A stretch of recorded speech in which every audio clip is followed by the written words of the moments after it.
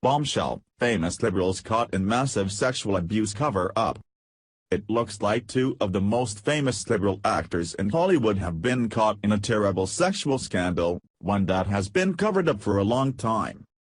According to the Daily Caller, a former New York Times reporter said that both Matt Damon and Russell Crowe called her personally to protect film producer Harvey Weinstein, who faces accusations of sexual misconduct. Thanks to their efforts, the New York Times dropped her story, leaving it untold until recently.Hollywood was turned upside down last week when the story of Harvey Weinstein's sexual harassment charges was released, resulting in the film producer getting fired from his own company. Sharon Waxman, the original reporter on the case back in 2004 who left the New York Times and founded the Wrap, said publicly that the Times refused to give her permission to cover the story, regardless of the evidence she had uncovered. In 2004, I was still a fairly new reporter at the New York Times when I got the green light to look into oft-repeated allegations of sexual misconduct by Weinstein, she said. It was believed that many occurred in Europe during festivals and other business trips there.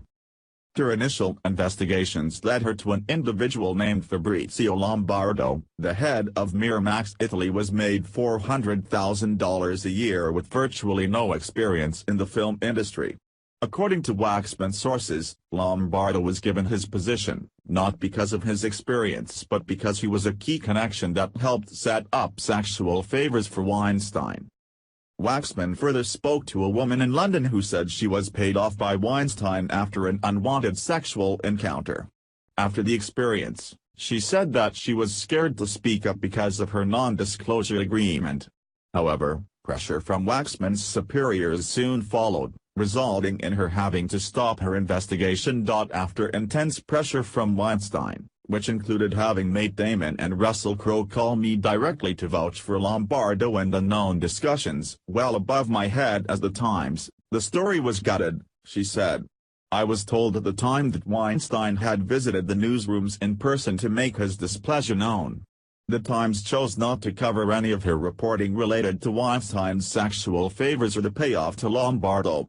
Instead, the story was stripped of any reference to sexual favors or coercion and buried inside of the culture section as an obscure, boring story.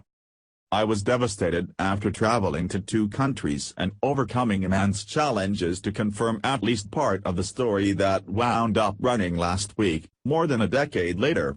Today I wonder, if this story had come to light at the time, would Weinstein have continued his behavior for another decade? John Landman, who is currently an editor for Bloomberg, was the paper's culture editor at the time and told Waxman that the story wasn't very interesting, as reported by Fox News. She has accused the Times of enabling the film producer's actions, before later choosing to embrace the story in 2017. So pardon me for having a deeply ambivalent response about the current heroism of the Times, the former reporter wrote. It's a shocking demonstration of how